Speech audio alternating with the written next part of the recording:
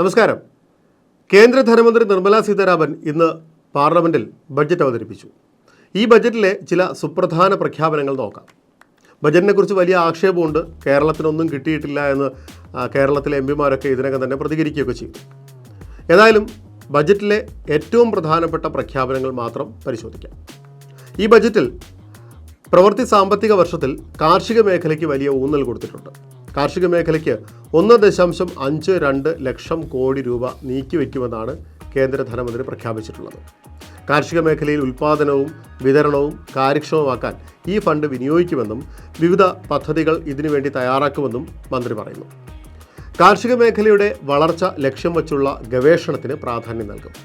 സ്വകാര്യ മേഖലയും ഉൾപ്പെടുത്തിയായിരിക്കും പുതിയ വിളകളടക്കം വികസിപ്പിക്കാനുള്ള ഗവേഷണം. മികച്ച ഉൽപ്പാദനം നൽകുന്ന 109 ഇനങ്ങൾ ഇത്തരത്തിൽ വികസിപ്പിക്കും. 2 വർഷം കൊണ്ട് രാജ്യത്തെ 1 കോടി കർഷകർക്ക് ജൈവ കൃഷിക്കായി സർട്ടിഫിക്കേഷനും ബ്രാൻഡിങ്ങും നൽകുന്നതിന് ഗ്രാമപഞ്ചായത്തുകളും ഗവേഷണ സ്ഥാപനങ്ങളും വഴി അവസരമൊരുക്കും.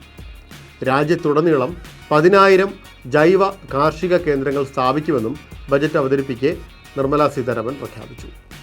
പച്ചക്കറി ഉൽപ്പാദനം വർദ്ധിപ്പിക്കുന്നതിന് ഉപഭോഗ മേഖലകളോടനുബന്ധിച്ച് വൻകിട കേന്ദ്രങ്ങൾ, കാർഷിക സംഘങ്ങൾ, സഹകരണ സംഘങ്ങൾ, സ്റ്റാർട്ടപ്പുകൾ തുടങ്ങിയവയെ ഉൾപ്പെടുത്തി പച്ചക്കറി സംഭരണത്തിനും വിപണനത്തിനും സൗകര്യമൊരുക്കും. സംസ്ഥാന സർക്കാരുകളുമായി സഹകരിച്ച് ഡിജിറ്റൽ പബ്ലിക് ഇൻഫ്രാസ്ട്രക്ചർ കൊണ്ടുവരും. ജൻസമർത്ഥ് അടിസ്ഥാനമാക്കിയുള്ള കിസാൻ ക്രെഡിറ്റ് കാർഡ് 5 സംസ്ഥാനങ്ങളിൽ അവതരിപ്പിക്കും. പരീക്ഷണാടിസ്ഥാനത്തിൽ അവതരിപ്പിക്കുന്ന കിസാൻ ക്രെഡിറ്റ് കാർഡ് പിന്നീട് കൂടുതൽ സംസ്ഥാനങ്ങളിലേക്ക് വ്യാപിപ്പിക്കും. 3 വർഷത്തിനകം 400 ജില്ലകളിൽ, അതായത് വിവിധ സംസ്ഥാനങ്ങളിലുള്ള 400 ജില്ലകളിൽ ഡിജിറ്റൽ വിള സർവേ നടത്തുമെന്നും ഇതിൻ്റെ ഭാഗമായി 6 കോടി കർഷകരുടെയും ഭൂമിയുടെയും വിവരങ്ങൾ ശേഖരിക്കുമെന്നും ധനമന്ത്രി വ്യക്തമാക്കി.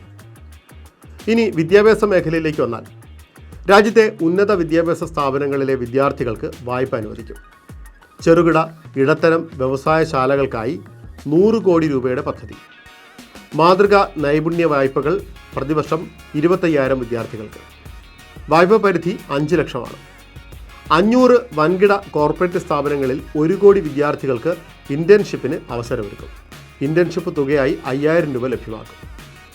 ഇന്ത്യയിലെ 500 പ്രധാന സ്ഥാപനങ്ങളിൽ 5 വർഷത്തിനകം 1 കോടി യുവാക്കൾക്ക് ഇൻറ്റേൺഷിപ്പ് ചെയ്യാൻ സൗകര്യമുണ്ട്. 6,000 രൂപ ഒറ്റത്തവണയായി നൽകും. പരിശീലനത്തിനുള്ള ചെലവും 10% സ്റ്റൈപ്പൻഡും കമ്പനികൾ വഹിക്കണമെന്ന് ബജറ്റിൽ ധനമന്ത്രി പറഞ്ഞു. ഇനി മറ്റൊരു പ്രധാനപ്പെട്ട പ്രഖ്യാപനം, ആദ്യമായി ജോലിക്ക് കയറുന്നവർക്ക് EPF എൻറോൾമെൻറ്റ് പിന്തുണ പ്രഖ്യാപിച്ചു. പ്രധാനമന്ത്രി മുദ്രാ യോജന വായ്പാ തുക ഇരട്ടിയാക്കി. 3ാം നരേന്ദ്രമോദി സർക്കാരിൻ്റെ ആദ്യ ബജറ്റിൽ വായ്പാ തുക ഉയർത്തിയതായി ധനമന്ത്രി എടുത്തു പറഞ്ഞു. വായ്പാ തുക 10 ലക്ഷത്തിൽ നിന്നും 20 ലക്ഷമായാണ് ഉയർത്തിയത്. കേന്ദ്ര ബജറ്റിൽ നിരവധി ഉൽപ്പന്നങ്ങൾക്ക് വില കുറച്ചിട്ടുണ്ട്. കസ്റ്റംസ് തീരുവ കുറച്ചതാണ് പല ഉൽപ്പന്നങ്ങളുടെയും വില കുറയുന്നതിലേക്ക് നയിച്ചത്. അതിലേറ്റവും പ്രധാനം മൊബൈൽ ഫോണിൻ്റെ കാര്യം തന്നെയാണ്. മൊബൈൽ ഫോണിൻ്റെയും ചാർജറിൻ്റെയും കസ്റ്റംസ് തീരുവ കുറച്ചു. സ്വർണം, വെള്ളി എന്നിവയ്ക്കും കസ്റ്റംസ് തീരുവ കുറച്ചിട്ടുണ്ട്. ലെതർ, തുണിത്തരങ്ങൾ എന്നിവയാണ് വില കുറയുന്ന മറ്റ് ഉൽപ്പന്നങ്ങൾ. മത്സ്യങ്ങൾക്കുള്ള തീറ്റ ഉൾപ്പെടെ 3 ഉൽപ്പന്നങ്ങൾക്ക് നികുതി കുറയ്ക്കും. ചെമ്മീൻ തീറ്റയ്ക്ക് ഉൾപ്പെടെ വില കുറയും. ക്യാൻസർ രോഗത്തിന് വിദേശത്ത് നിന്ന് ഇറക്കുമതി ചെയ്യുന്ന 3 മരുന്നുകൾക്ക് കൂടി കസ്റ്റംസ് ഡ്യൂട്ടി ഒഴിവാക്കി. മറ്റൊരു പ്രധാനപ്പെട്ട പ്രഖ്യാപനം, ആദ്യമായി ജോലിയിൽ പ്രവേശിക്കുന്നവർക്ക് സർക്കാർ ശമ്പളം നൽകുമെന്ന് ബജറ്റ് അവതരണത്തിൽ ധനമന്ത്രി എടുത്തു പറഞ്ഞു. 4 കോടി യുവാക്കൾക്ക് തൊഴിലവസരം ലക്ഷ്യമിട്ട് നൈപുണ്യ നയം വികസിപ്പിക്കുമെന്നും ഇതിനായി 5 വർഷത്തേക്ക് 2 ലക്ഷം കോടി രൂപ നീക്കിവെക്കുമെന്നും മന്ത്രി വ്യക്തമാക്കി. കിഴക്കൻ സംസ്ഥാനങ്ങൾക്ക് പ്രത്യേക പാക്കേജ് ധനമന്ത്രി പ്രഖ്യാപിച്ചിട്ടുണ്ട്. അതിൽ രാഷ്ട്രീയം കാണുന്നവരുമുണ്ട്. ഉദാഹരണത്തിന് ആന്ധ്രാപ്രദേശിനും ബീഹാറിനും പ്രത്യേക പദ്ധതികൾ ഈ ബജറ്റിൽ പ്രഖ്യാപിച്ചു. ബീഹാർ, ജാർഖണ്ഡ്, ഒഡീഷ, പശ്ചിമ ബംഗാൾ എന്നീ സംസ്ഥാനങ്ങൾക്കാണ് പ്രത്യേക പാക്കേജ് വരുന്നത്. ബീഹാറിന് പുതിയ എയർപോർട്ടുകളുണ്ട്, മെഡിക്കൽ കോളേജുകളും പ്രഖ്യാപിച്ചു. ആന്ധ്രയുടെ മൂലധന ആവശ്യങ്ങൾ മനസ്സിലാക്കുന്നുവെന്ന് ധനമന്ത്രി എടുത്തു പറഞ്ഞു. ആന്ധ്ര വ്യവസായ വികസനത്തിന് പ്രത്യേക സഹായം നൽകും. ചെന്നൈ, വിശാഖപട്ടണം, ബംഗളൂരു, ഹൈദരാബാദ് പ്രത്യേക വ്യാവസായിക ഇടനാഴി രൂപീകരിക്കും.